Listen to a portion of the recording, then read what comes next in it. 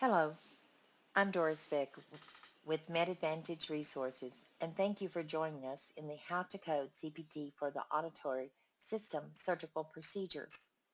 I'd first like to ask, do you know how to use the American Medical Association CPT Professional Edition to code Auditory System Surgical Procedures anatomically?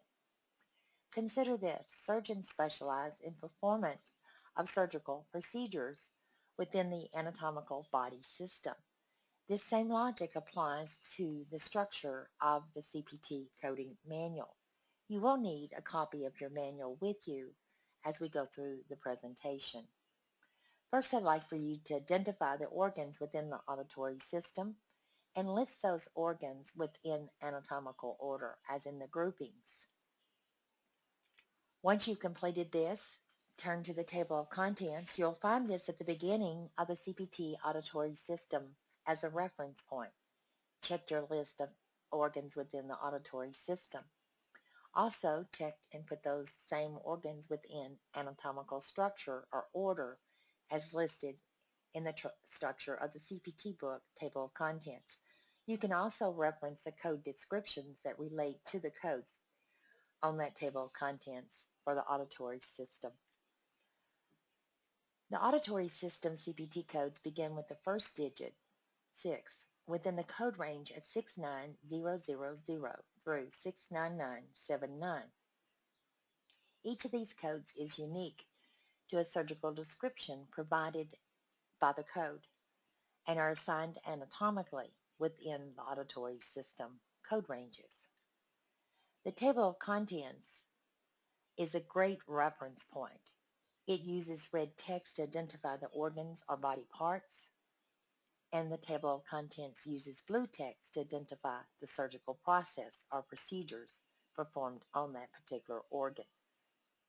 As you review these on the table of contents, also note that in the code listing with the descriptions, they use this same red-blue reference point to make it easy to identify the procedures performed within that particular organ or part. Note also, common surgical approaches are fairly consistent for each of the organs or anatomical parts.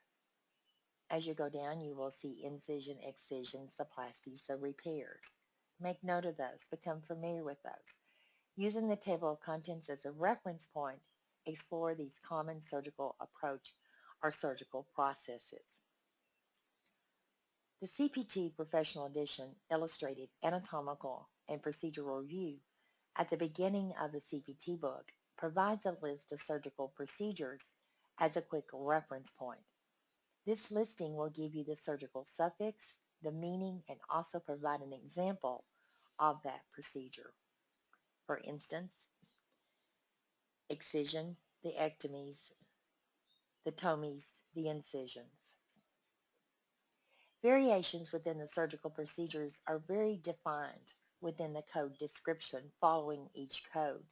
This is representative of the work that must be performed by the surgeon in order to classify or code it with that procedural code. You need to confirm the code description with the operative report or surgical narrative documentation to make sure that your accuracy in coding is appropriate. So apply the appropriate surgical modifiers also. These modifiers are identified in Appendix A of the CPT Professional Edition. Be familiar with these. They're just as important in selecting of the correct code. Their electronic communication for submission of the claim, just as the procedure codes are. If you found this information valuable, check out our other topics on our blogs. If you're interested in trying a medical coding course, as presented by MedAdvantage Resources, we provided the link here on the screen for you. Use this in your browser and you can access the free course. You can register directly from that link for the free HCPCS Level 2 coding course. Regularly, we charge $100 for the course, but it's yours to sample the way that we do the training. And remember, When you're taking this sample course, you're also welcome to give me a call for any clarification or assistance along the way. We call that mentoring. Thank you.